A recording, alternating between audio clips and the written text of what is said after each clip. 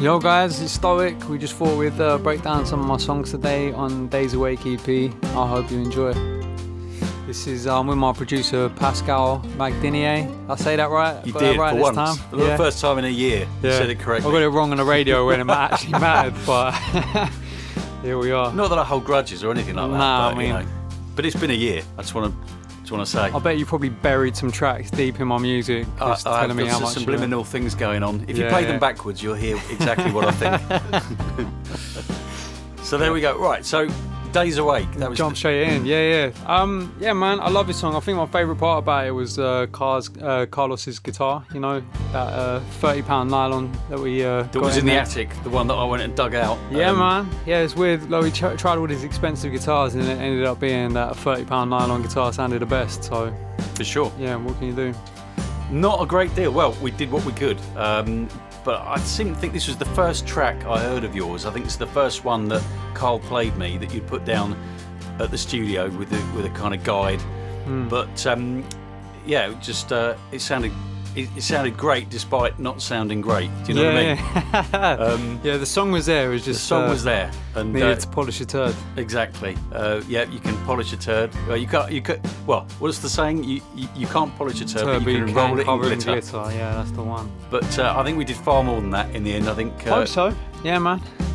Yeah, it seems to have gone down well, but So I think the hardest part, from what I remember, was getting the rhythm side, wasn't it? Because it's got this little kind of brushed step, this little skip step going on, and sometimes it feels a little bit pushed, sometimes it feels like it's pulling. But I mean, there's a lot of dexterity in there considering it's only 3 chords. But yeah, and there's not a lot going on really. I think the strings really help elevate it or give it that edge. I don't know, it like just kind of adds to the weight of it, especially in the rap section, you know. Yeah, I think we got there in the end. It took a while, but we got there. So lyrically, you got a favourite lyric? Probably. I think it's walking through the bending alleys of time, hoping that a prayer will shift the paradigm. I think like when you're trying to write lyrics or something, like a fine line between abstracts and actually just saying what you mean. I think that does it. I'll let you into a secret. I actually originally thought you were saying walking through the vending alley. Oh yeah? As in vending machines. Mad. I thought you were talking about like buying a Twix or something. I might have to write that down. Keep that for later.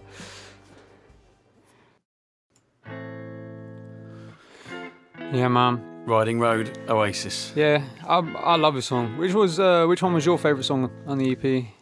This kind of was for quite a while, and then I grew to love them all equally, like children. But this was the naughty child. This was the one who was always, had his hand always in somewhere trouble. he shouldn't have. Or getting excluded from school. Exactly. There was something quite menacing about this track, which I really liked. And I think we talked. It's got quite an energy to it, you know.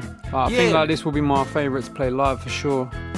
It's something of a kind of Western feel. Do you remember we sort of talked about and the whole idea of like a riding road oasis felt like a rodeo, felt like that kind of walking off into the sunset, with the gun slinging through the desert kind of on a horse with no name. And then in come the girls, the choir. It's choir. It's something about it feels so ethereal when it gets to that bit. It's almost like they're 2 different songs, but somehow they just seem to fit together quite well. I think it was supposed to trying to inject a little bit of irony into it, wasn't it? Yeah, with this that's kind true. Of yeah, upbeat, like praying at an altar. Upbeat, anthemic, angelic vocal over what is effectively quite a dark song. Sure. The subject matter is very dark, but not in a bad way. Just telling it how it is, Stoic style. It's weird though, coming off the back of Days Awake, it doesn't actually feel that dark. Well, maybe not to me. I don't know if that's just because I wrote it, but I'm not sure I appreciated how dark it was at the time. Well, lyrically, there's quite a lot of irony and sort of almost satire in it. Definitely, so it makes it less dark because it's not like just worries me. It's kind of an angle. Yeah, man. But yeah, I'm just trying to think how we. Because originally, rhythmically, it was twice as fast. It wasn't tempo-wise, but the drums were going double time. They're going double time, and then they cut back to half during the chorus. That's right. And then I think we kind of said, look, it doesn't work that way. Nah, it just felt a bit forced. I it. think when you cut it back like this, it just gave it like time to breathe, and it's got more of like kind of swagger to it, especially in the verses. But and then I think that was pretty much it. And it was just the arrangement we had to nail and get that down. Yeah. To be fair, out of the whole EP, this one came together the easiest, considering how much time we spent on them all. I'm glad you think that. Yeah. I was in here crying at times. Well, wait until they hear about Say What You Mean. No, I was in there like literally crying, just going, I can't get it quite right, I can't get the balance, I can't get to this, I can't get that. It's aged me, this so, track. Wait, so they're not tears of joy, no? Well, they became so once we had it finished, but that's part of the journey along the way. But again, this was one of the first tracks that Carl played me that you demoed at the studio, and straight away I recognised something that I thought was great lyrically, tune-wise, everything about it. And I think it worked out well in the end. We got there in the end. Yeah, the story of our lives. In the end.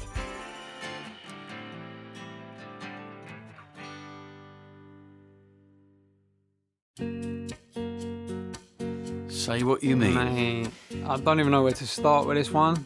Like, I was so done with it. I was hoping you were just going to turn around and say, let's just cut it from the EP. Because I love the song. I think lyrically it's great. It's just, sitting in here for months at a time, just trying to get one chord was going to be the death for me. It was the chord. It was the one with the chord. Oh my God, that's the closest I've come to quitting the music business. So it was the second chord. The second chord, yeah. And it's where it occurs on the neck of the guitar. Yeah, because the guitar had been down-tuned. It just didn't want to sit flat for us. No. So, just for the record, how many guitars did we try? Probably close to 10 at least. It was I think that might be about 10 lowballing acoustics, it. wasn't it? Yeah, and before we went to electric. And we rented and yeah, they were just couldn't get it right. Like, we tried every positioning, capos, no capos. Like, it's a shame you couldn't really transpose it and move it up the neck because it just didn't allow the song to breathe. But anyway, aside from that one chord, it actually turned out quite well. We got there in the end. Now that we sat here, teething problems, and I remember towards the end when we were, I don't know, you brought in like another 2 guitars to try. Yeah. It was kind of like desperation. A little look in your eye, it was like, I don't want to be here anymore. Yeah. But we got there, and I think the track turned out really well because it balances the darkness of the EP. Yeah, absolutely. With something a little bit more playful. Yeah, there's a lot more joy in this song, and I think that highlights the other side to my writing. It's not all depressing and doom and gloom. Like, I was a bit worried putting Days Awake first because it gives people the impression that that's like me and my music, but in reality, there's a lot more to it. And there's still the element of humour which sort of permeates the whole EP. Sure. It's a topic we can all relate to. Yeah, absolutely. Just say what you mean. Yep. Yeah, no, it was, in a way, other than the tuning issue, which nearly killed me, it was probably the most joyous of the tracks because it had a bounce and it felt light, and we had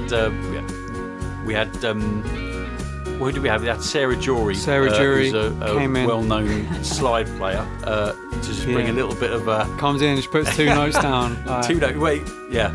Taking the mick a bit, really. It was. And that's how we developed the 2 notes, the 2-note name for all the people involved. It was 2 Notes Jury. Yeah, because in the end, despite her wealth of talent, we ended up asking her to play 2 notes. Yeah, which she did perfectly. Seeing some of the stuff she's playing online as well was mind blowing, but it was brilliant. Still, it adds a lot to the song, considering. I don't really know what to say about this song. I mean, like, we thought about putting a load of production on it, but it just seemed to be that kind of song where when it sat down, the chords were enough, It just seemed to have that weight to it, especially like with a little bit of reverb on it. For sure. I think when you first played it, I think you were noodling in the studio. I was doing something, and then you started playing it, and straight away it felt like the kind of song you can imagine somebody on a stage, very dark, just a spotlight on them. And it's kind of intimate, and it's sort of, it probably could work with all the layers of production and strings and other things, but, it works. I think it works as well as it is, as almost like a performance piece. And in fact, that's what it was, because it was 1 take, wasn't it? It was, yeah. It worked out. I think it especially works as a closer to the EP, it's almost like a bit of a journey. You got Days Awake, which is the low, followed by the kind of erratic high riding Road Oasis into the slow down, say what you mean, and then out on this. I think it kind of was completes always the circle. The MO, wasn't it? Was to try and create a journey. So it starts here, and then you kind of go through various moods, various changes, and it ends in the same way. Like a film has got all the different scenes that make sense of the whole film. Sure. And the idea was to try and have balance throughout the EP. Sure. So yeah, for me, I always thought this was a great way to end it. But not just that, but a great song. It stands up, I think, on its own, 2 feet, really. Yeah, man. Lyrically, musically. Some of the feedback I got back, like, this is some people's favourite song, which I'm not sure I was expecting. Like, I mean, I respect it. Like, I love the song in its own right, but I wouldn't have. I wasn't sure how other people would really receive it, because it's. Well, it wasn't originally on the EP, was it? No, it wasn't. We originally had Peaches on the EP, didn't we? Yeah. Yeah. But somehow, I mean, every song has its own merits, and you can argue for just about any song on an EP. But this felt in a fitting way to end the EP. And this was actually, you asked earlier, you said, what was your favourite song? In a way, this is my favourite song on the EP. Not that I think it's better than the others, but it's just something very It's definitely got its own character or vibe, Some songs do just carry a vibe with them, and I think this is one of them. Yeah, and the it sways. It sways kind of like a sort of just a mood like drags you pendulum along with it. Yeah. The only other layer we had on there was the bass, wasn't it? I think the bass comes in on the second verse. That's right. Well, it wasn't there originally, but it felt that it did need something, an injection of some kind of dynamic. Yeah, I'm glad you did, because as soon as I heard it, it seems to just. I don't know, just gave the track a little bit more depth, which you probably don't appreciate when you hear it, but certainly in the production phase of things that really... for me this was the... Closed it up nicely. Really nice way to end the EP, I think. Yeah.